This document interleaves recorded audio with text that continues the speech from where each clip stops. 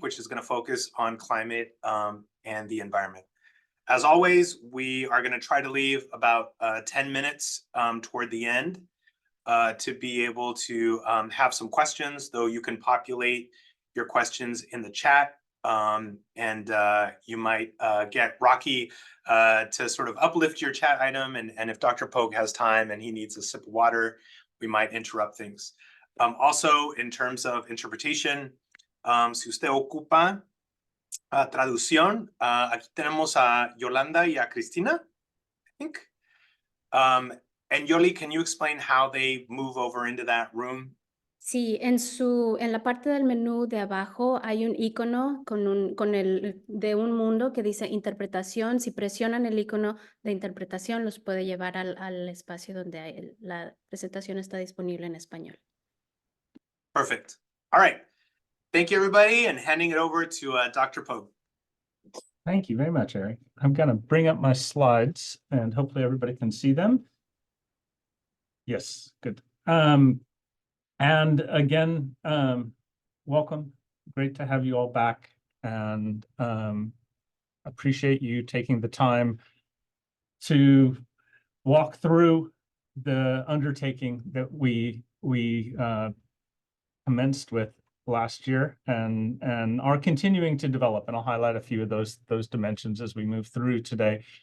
As Eric said, hopefully we'll get most of you back next week, where we look at some really important issues in terms of the region's climate, environment, and public health system, and some critical issues associated with that system, as well as giving a very summary overview of where we are with the situational analysis, which will be the final section that we'll cover. And again, besides just wanting to share what we've done, we recognize the complexity of what was asked of us from the state, but also what is really needed to try to orient ourselves in terms of critical dimensions of the region's socioeconomics. And so we're hoping that this helps. Another reminder is that we're really excited that next week you will get the crib notes of this report in a summary report. We should have that available at this webinar. We have a draft and are just putting it through some final production edits. So next week there will be a more accessible 20-page summary, which takes you through what we've been talking about last week, this week, and next, and hopefully that'll also be a helpful resource for all of you as you engage with and think about the Thrive initiative and what our region is. So with way too much information on a slide, these are the subjects that we're going to cover today. Again, like last week, I'm really trying to just orient you to what's in the report. Some of the details obviously will need to be developed further. There might be some questions about them, and I'm happy to take those as we go through if Rocky wants to lift those up, or else, again, we'll have some time at the end to talk about anything that we're going over today, as well as anything that came up previously or that you've noticed about the report that you might want to ask questions on. So with that in mind, we're going to start off today by looking at some of the areas of the economic structure that's analyzed in the report that we didn't talk about last week. And the first component of that is some information that we've gathered in section 3.1.3, talking about the financial ecosystem. And we were very pleased to have a rich analysis of venture capital and risk capital investments that was conducted through the benefits of a service called PitchBook. What is a concern, a challenge a weakness of our region is that analysis shows pretty convincingly that we have a underdeveloped financial ecosystem in terms of building our investment base, supporting entrepreneurs and supporting investments for new businesses. In comparison to the Central Valley, which is the Central Valley California Jobs First region, which is Fresno and surrounding counties, our venture capital system raised about a quarter of that neighbor's venture capital in the period between 2014 and 2023. That was the 872 million compared to 228 million here in the North San Joaquin Valley. In terms of breakdown across our counties, you see Merced punched above its weight, and that is a product and benefit of the UC down there.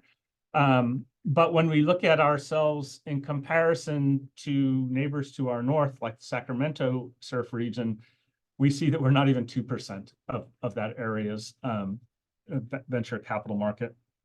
We have some other key indicators in there around small business and farm loans. But this is, again, is another area that we envision building more out as we start digging into some of the specific focuses and sectoral themes, which we'll talk a little bit more about as well. Dr. Pogue, we did have a question in the chat on the name of the consulting firm, or was it a venture capital? It wasn't a consulting firm. It's a group that tracks venture capital deals. It's an online service, sort of like a Bloomberg, but it's called PitchBook, which is referred to here. And they have one of the better databases for risk capital investments and tracking. And so we got a subscription to their service, and it's a subscription that we have that we are going to use for our strategic planning phase as well. It'll run through December of this year, and that'll help us support as we want to dig in, as well as pay attention to any deals that might be happening throughout 2024. But to dig in and make sure that we understand what's happening with that financial ecosystem and startup finance. We also in section 3.1.3 have a subsection on innovation and entrepreneurship, have a range of business startups, births and deaths and churn indicators. Again, this is an area where our region is relatively underperforming compared to the rest of the state. We're not as active in our entrepreneurial sector as the state as a whole, and really just trying to contextualize where we're starting from as we look to identify and address some strategies. Hopefully this data will help us get oriented. We also pulled some intellectual property data together because of the relatively small scale of our research and development system and our innovation system more broadly. It's not a terrifically knowledge-intensive economy, which we'll talk a little bit more about here in a second as well.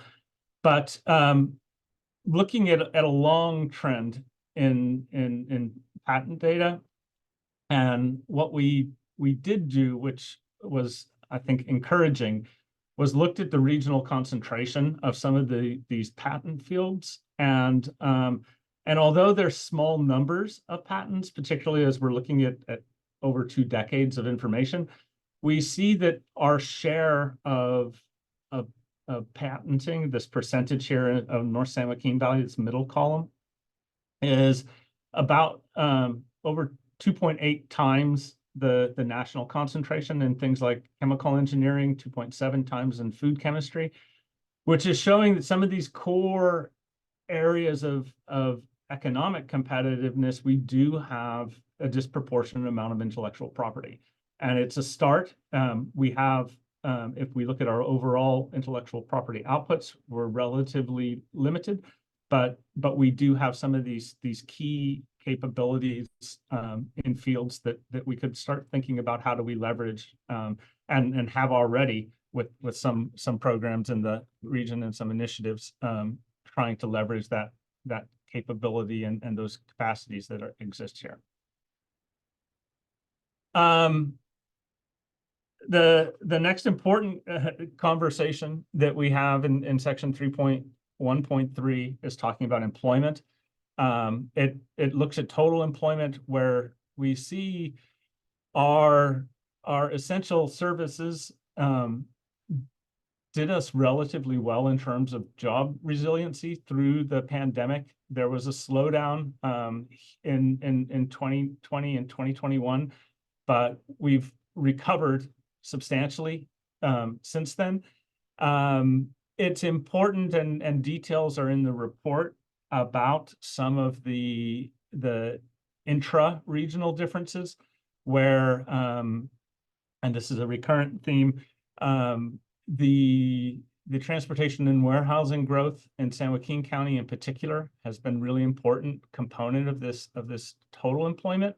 And recovery in Stanislaus in particular has been notably slower than both Merced and San Joaquin County, which is definitely an issue that we need to pay more attention to and look at in detail in terms of some of the sources of that.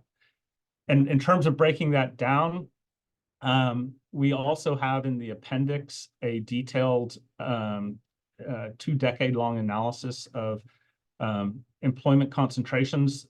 Otherwise, they're known as the location quotients, and we spoke about them last week in terms of the percentage of jobs in a sector in our economy compared to the percentage of jobs in that sector in the nation or California as a whole, whatever reference you want.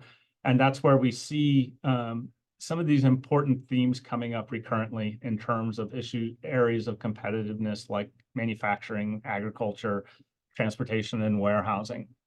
What we also did was to dig into those statistics a little bit more, and we conducted an initial analysis which is called dynamic shift share, and that is just a process where you look at how much the economy has grown compared to the nation as a whole on aggregate, and that's called the national effect. Then you look at how much the reference area, in this case the NSJV, has grown compared to the industries as a whole. And then when you look at the difference between the industries at a national rate and the industry growth in our region, it's a value that's called the competitive employment effect. And if we're growing more at rates higher than the nation as a whole, you have this positive competitive effect. And we have in the appendix and in the report a summary of that competitiveness effect, which is really showing where some of the key existing employment growth dynamics are occurring. And this is beginning, and again, just a beginning, because we have a lot of important work to look in terms of the geospatial dimensions of growth, which we can talk about later. But looking at it just between the differences in county competitiveness effects, we see that transportation and warehousing stories, despite the over 40,000 jobs that grew, about half of that can be contributed to the competitive effect, the distinct growth that's occurred in our 3-county region. But this value of 19,000 jobs that are accounted for by San Joaquin County is showing that most 98.8% and 98.9% of that competitive effect is a result of that growth in San Joaquin County, with small growth in Stanislaus and actually a little bit of competitive slowdown in Merced, meaning that Merced didn't grow quite as fast as the nation as a whole, as the industry as a whole did in its local economy. There's a lot of interesting stuff. Our relatively strong manufacturing competitive growth is also significant, as well as the healthcare and social assistance sector. And in that, it's really something that we've looked at for a while now. But the strong leadership that Stanislaus has in terms of its competitive growth in the healthcare, where it's accounting for over 70% of the region's competitiveness effect is quite distinct. Another really important takeaway from this part of the report is related to what we spoke about last week in terms of our workforces and our residents' relatively low qualifications in terms of formal school qualifications. We use some data from a source called JobEQ, which looks at the occupational structure of industries and then looks at what are the entry-level requirements for those industries. And it looks at them for the economy as a whole. And that's here in this figure 3.1.41. And we did it for all 13 of the California Job First regions. And this table shows that at 21.1%, the NSJV has the lowest percentage of jobs which require a bachelor's degree or higher for an entry-level position. And again, this is just another indicator suggesting the relatively low knowledge intensity and potentially low value addition of our economy compared to the other regions in the state. And as an important starting point to think as we look for what strategies and what areas we can compete in, as well as hopefully highlighting the critical need that we have to build higher and better job opportunities in this area. And that segues very nicely with again that analysis that we had the assistance of Brookings and GPS, I forget Cities GPS that they conducted. The link is here. It's bit.ly BC GPS _ and SJV, and you can go through and look at the wealth of information that they provided in here. We spoke about the self-sufficiency estimates last week, but this chart shows a critical point of where we address where we have to move our self-sufficiency wage in our region to lift certain populations out of the struggling category and to put them into the self-sufficient category. So the first line here is if we wanted to lift half of struggling parents, they would have to get to that wage around $29 an hour, which is shown there on the bottom. If we wanted to lift half of our struggling children to be in families that had incomes that were self-sufficient, that's the 3280 wage threshold, which is a lot compared to where we're at the moment, and we can talk about that a little bit more. But just to orient you, there's three terms which are used, and they're related to the important work that STAN 2030 did with Brookings, but the names have changed a little bit. In STAN 2030, there was the reference of good jobs, and those are now called quality jobs.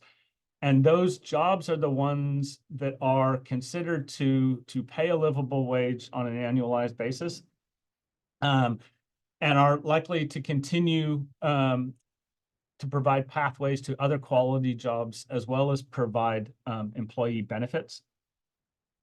There's also a larger group of jobs called promising jobs that don't pay a livable wage at the moment, but they provide a pathway to quality jobs. And in the STAN 2030 report and in some of the other work that Brookings has done previously, they were calling those good jobs. Now we refer to them as quality jobs in our work and in the work that Brookings did for us.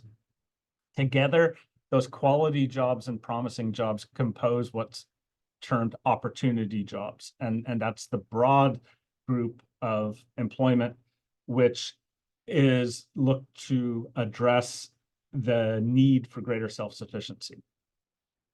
As part of that work, in an ideal world, we would have had a series of community conversations about what is that threshold of employment that we want to target.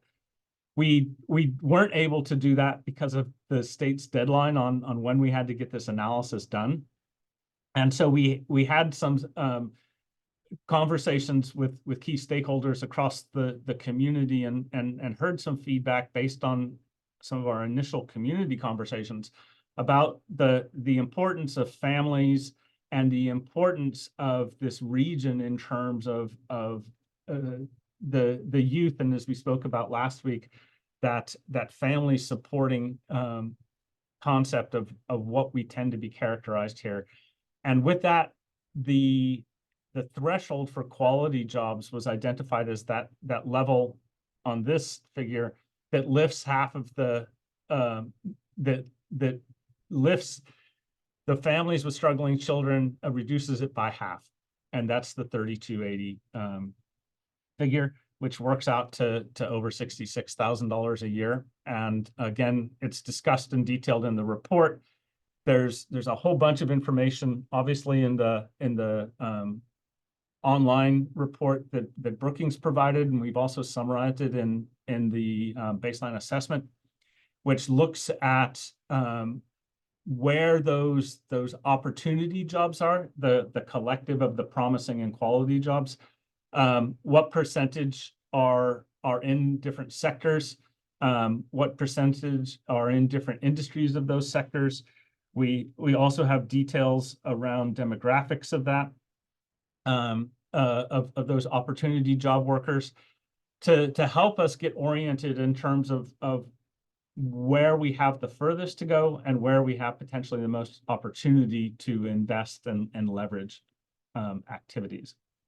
And I'm going to leave it there for now, but there's an awful lot of information and an awful lot of conversation that we can have and should continue to have around this concept of quality jobs. And as we look at some of our prioritizations of sectors and industries for investment and what clusters we pick, keeping in mind this concept of opportunity jobs and quality jobs is important. The fact is that to address that need of reducing the number of children in struggling households by 50%, it means that we don't have an awful lot. And this is again reflective of some of our challenges that we spoke about in terms of those inequalities and income challenges last week.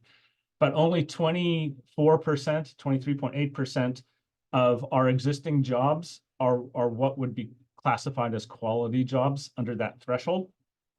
And only 16.5% are promising jobs under that threshold, which gives us a feel of the massive extent of our challenge and prioritization of what we need in terms of building a pipeline and a strategy to grow those opportunity jobs in the region. I'll stop there for a second. Are there any urgent questions that anybody has, or? Okay. Another important part of the baseline assessment is an overview of important economic shocks and shifts that have affected the region. And we called out, I mean, there's lots, unfortunately, that we could bring attention to, but through our work and through the community conversations that we had, identified three really important ones. The first was the Great Recession and the subprime mortgage crisis. And this comes back to some of that concern as well as benefit that we have with the growth of transportation and warehousing jobs. But in the subprime crisis, we had a lot of construction activity occurring in this region.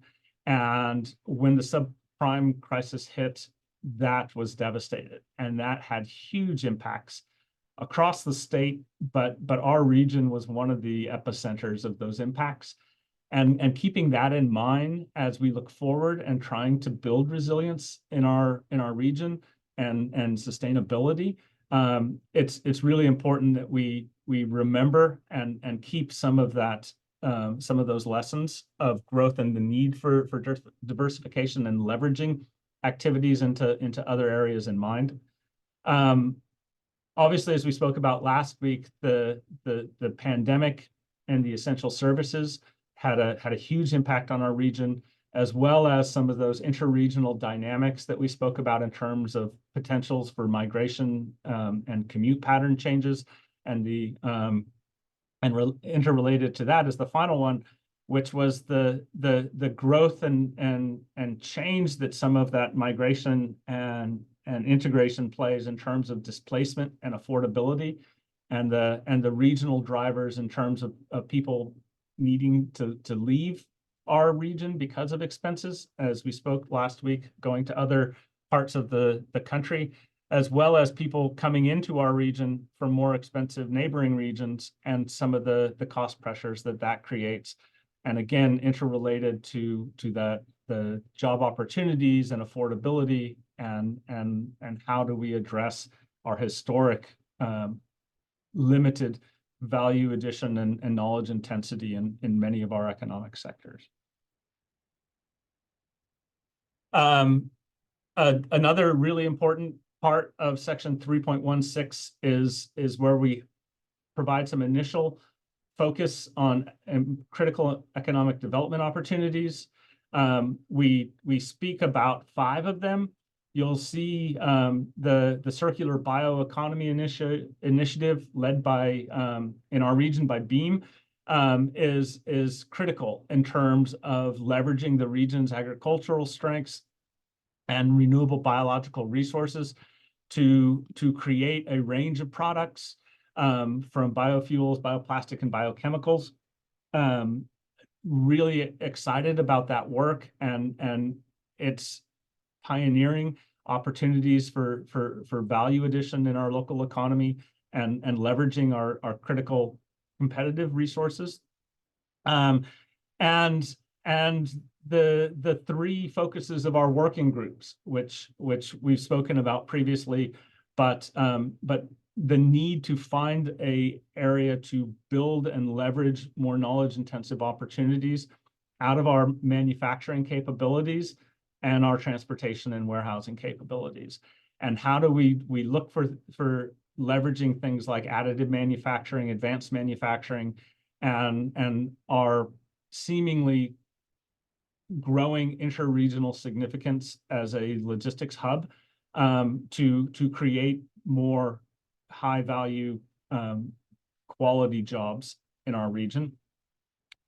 The other critical sectoral theme was building health and well-being.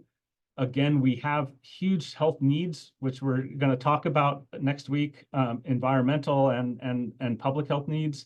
And how do we address those public health needs in terms of providing the right services availability, but also the training of individuals and keeping retaining those people in our area to address the needs of our region's health, and farming and fostering the land, which aims to enhance our agricultural basis, trying to identify advanced technologies and sustainable agricultural practices, as well as the need to build climate resilient infrastructure.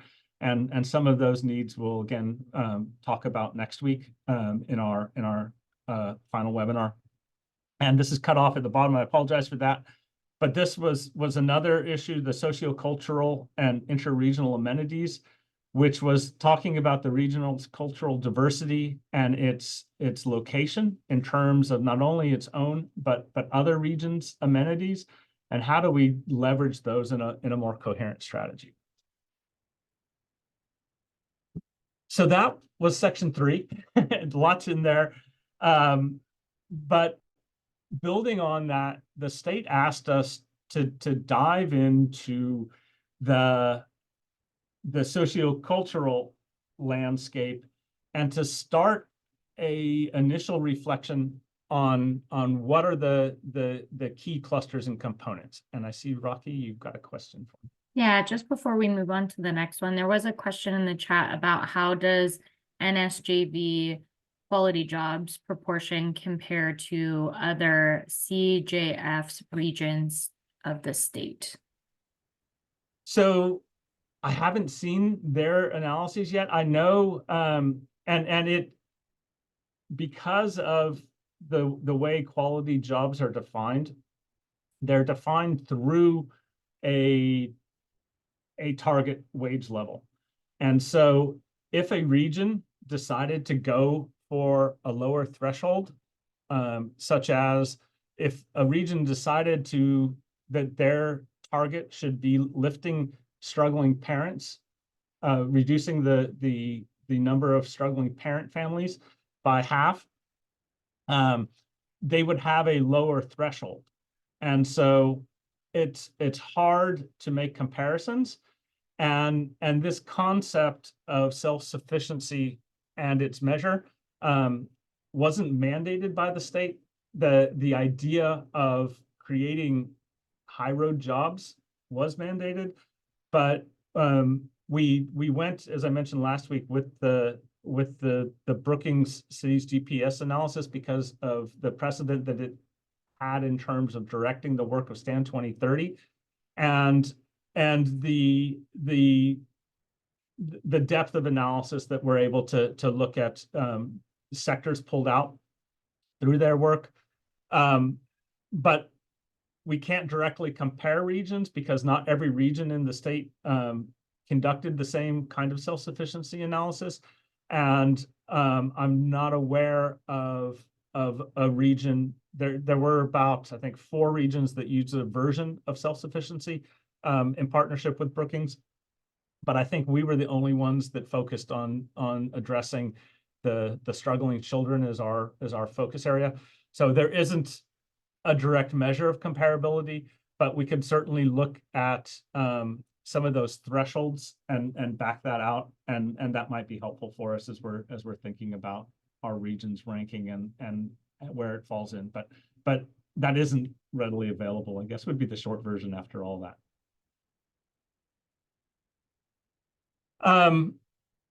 Yeah, so again, in section 4, we look at the initial analysis of some priority clusters and taking the US EDA's cluster mapping definition as a starting point. And that breaks our economy down, our region's economy down by traded and locally serving industry clusters. Importantly, because they're looking to develop private focus, they don't look at local government, and they don't look at on-farm activities. So those are looked at separately by us here. But the important point that this graph shows is the higher average earnings of the priority traded clusters that we've identified, and some of the challenges that we face in terms of where we need to get to a threshold. The analysis looked at 51 traded clusters and identified using the employment, the concentration, that location quotient measure, and earnings as critical values to identify which ones seem to have the most promise for initial investigation. And that led to are identifying 24 priority traded clusters out of the 51. So you see the other traded are really a small number. Those other there was 26 clusters are that gray dot down below. Our priority traded clusters composed 151,000 jobs. Our locally serving sectors were 16 in this structure. Of those, we identified 11 as potentially needing further investigation, with the other 5 identified over here on the left, and government and crop and animal production identified separately in the graph. What that did was enabled us to break out, and on page 185, figure 4.2, it looks at some of the forecasted growth where you see the higher growth in these priority traded and local clusters. But it allowed us to identify historic employment trends, projected employment of the clusters, the projected competitiveness as measured by that concentration ratio of the clusters, looking at some of the important dimensions of demographics of employment in those clusters in terms of what do they mean for opportunities, and where do we get in terms of addressing our quality job thresholds. And again, unfortunately, as we looked at our employment structure, only about 18% of those quality jobs were met by those priority traded clusters, and only about 13% of the locally traded in terms of the composition. It's a large lift as we're looking to address those employment needs. This table shows a sort of an overview of the share of employment these different clusters make, and then we analyze a variety of dimensions in terms of demographic features.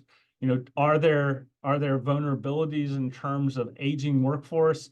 Are there gender disparities? Are there racial and ethnic features that should be considered, as well as what I shared here, figure 4.10, which is looking at the automation risk, which uses industry staffing occupational staffing pattern data to back out industry vulnerabilities to automation, so that we can see what do we look like in terms of some of those challenges to automation. And unfortunately, a lot of our traded sectors are very vulnerable to automation. That's this dot here on the graph.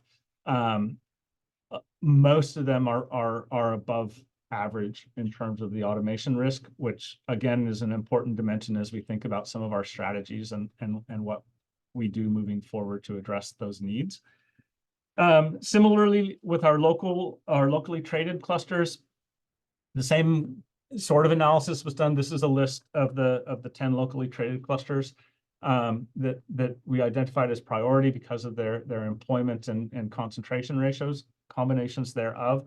And they again also have details of the historic and projected employment and concentration, as well as details on their demographic features. Similar identification of automation risk is listed in here. And building on that, we looked at career clusters out of 16 occupational clusters that ONET, which is a occupational analysis that the Bureau of Labor Statistics, Department of Labor provides. Of those 16, we identified 9 priority traded clusters, and looking at their staffing patterns, analyzed baseline historic, where do they fall relative to quality jobs.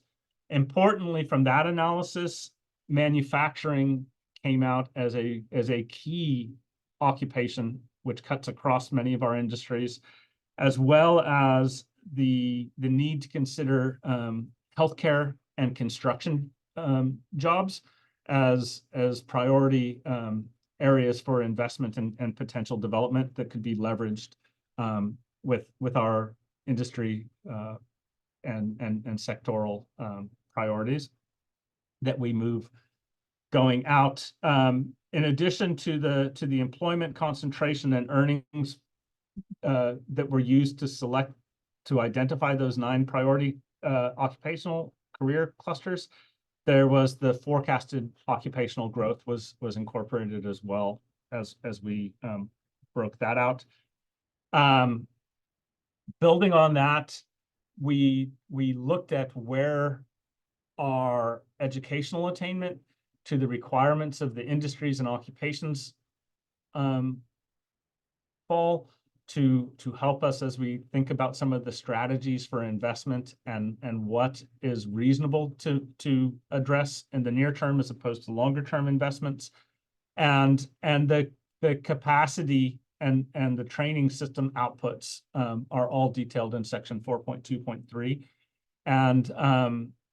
and a lot of information going into specifics around the clusters are contained in the appendices, looking at key employers where we're finding groups of employers. We have a data set of employers that we're looking to leverage and use going forward, as well as demographics around the demographic details that weren't in the summary section of the baseline assessment. The scorecard calculations where we're transparent about how those scores were used to estimate and identify priority as opposed to other clusters, and the data and context for each of the clusters, as well as some of the needs and potential opportunities across the clusters. And I know I'm a bit early, but without going into too many details, I'm going to park there because there's a lot in that, and see if there's any questions, comments, points that people would like to discuss. I hope that is helpful in terms of orienting what's in the report on what we didn't cover last week in section 3 and what is in section 4.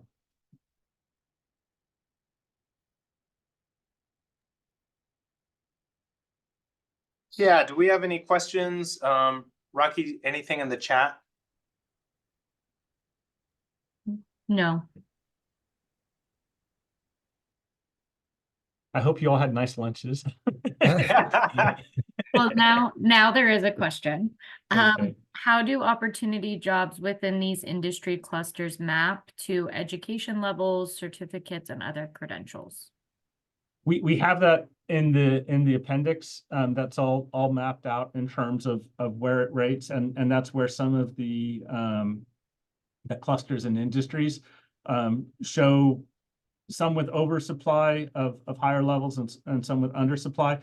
It does get a little bit tricky because sometimes the qualifications are very general, and so like for teachers, it looks like we have an oversupply of teachers, but that's because in terms of the qualification mapping, anybody with a liberal arts degree is considered qualified as a teacher, and we know that that's not the case. But that detail's in there, and it's ready for us to dig into and start to use in terms of how we move forward with some of the findings of this work. Gene, go ahead. Yeah, as you were talking about the various clusters, I'm thinking of market share in the various counties, the various regions. I know that the question was posted as to how are we measuring with the state and whatnot.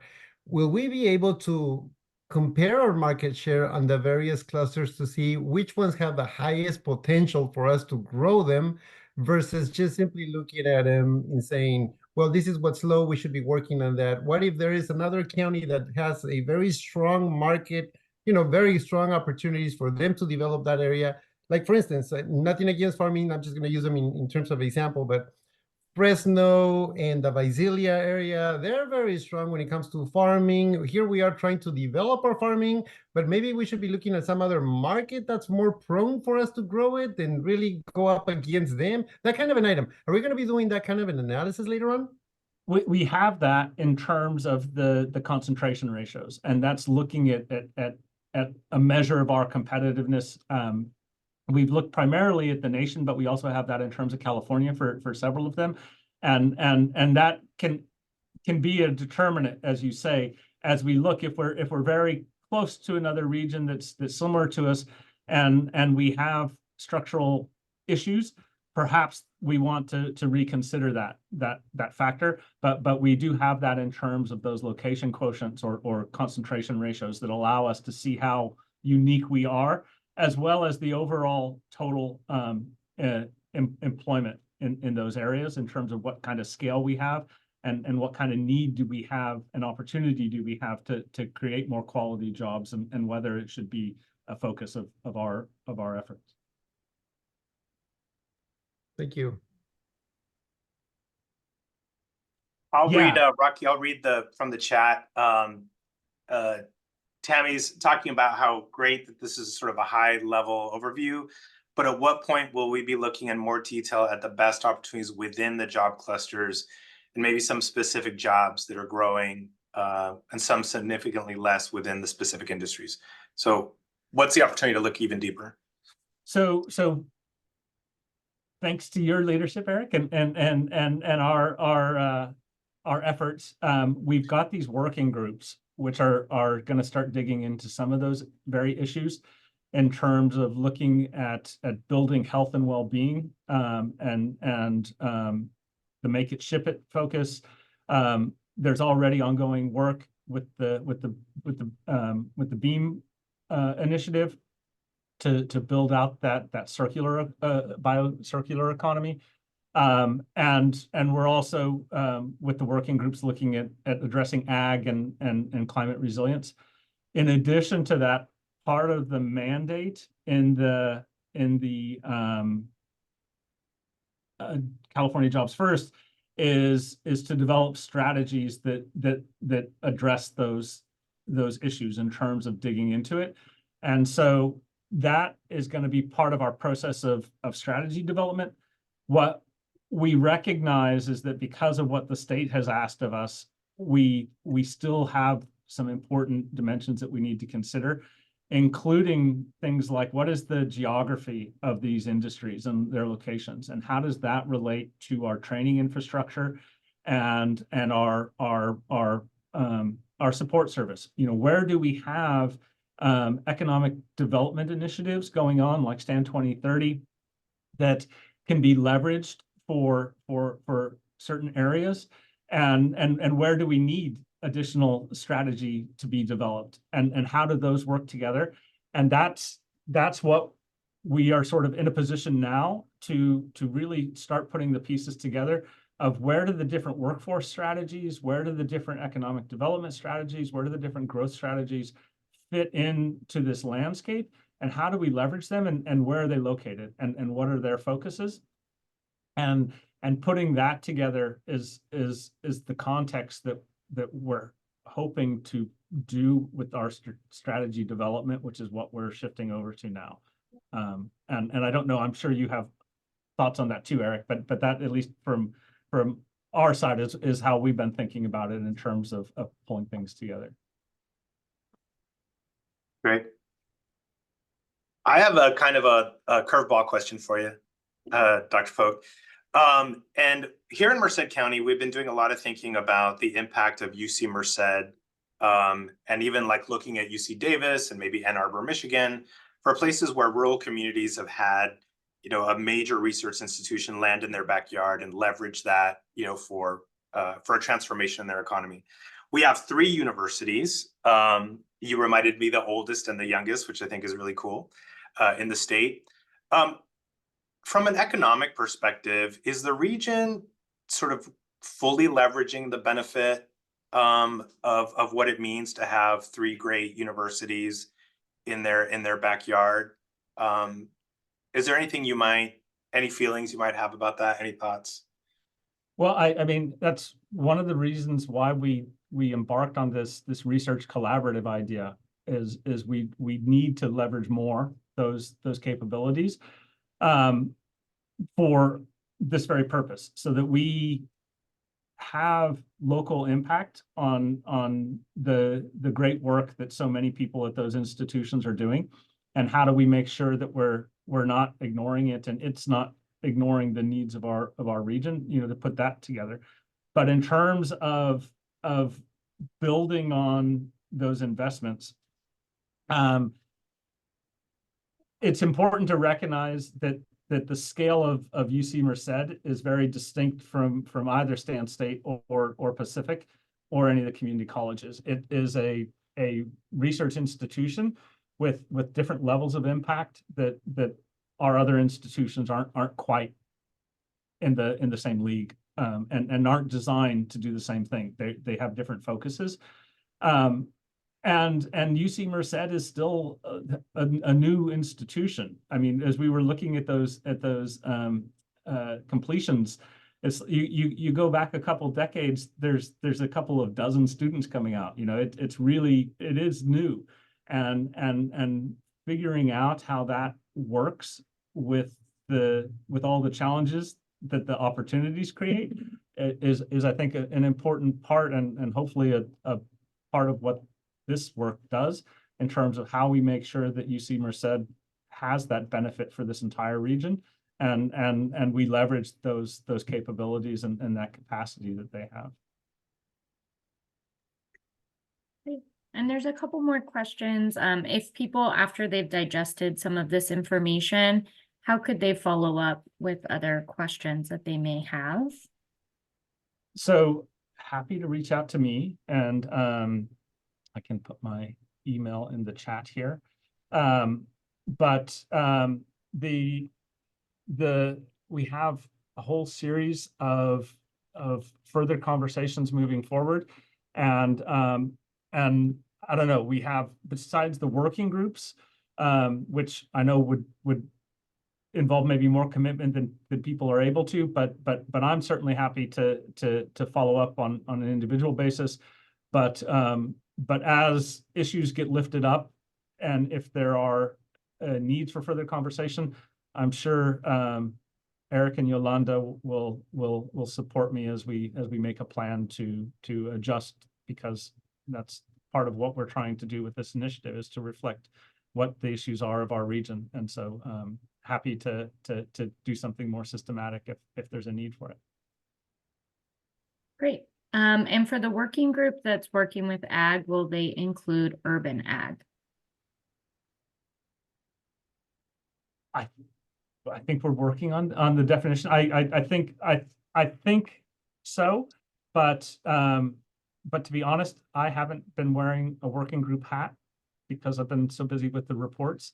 So I'm not quite sure where those scopes are specifically in terms of their focuses, and I think it's also in part on the leaders of the working group to define what it does in terms of its priority.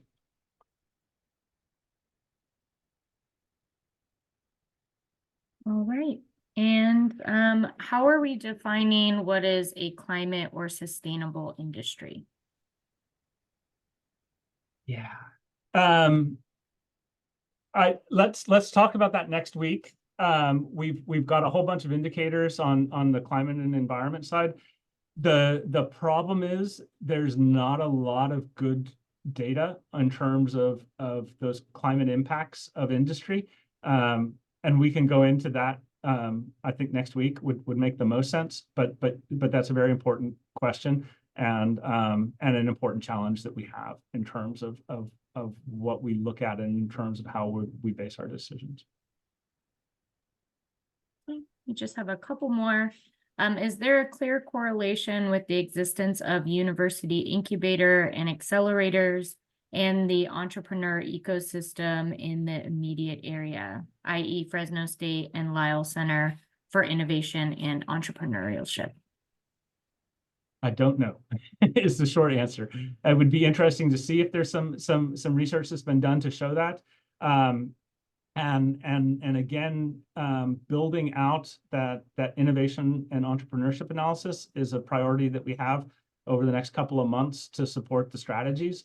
And we have a sort of asset mapping and priority strategy identification process that's ongoing that perhaps we can see what some of those issues are as we work on that.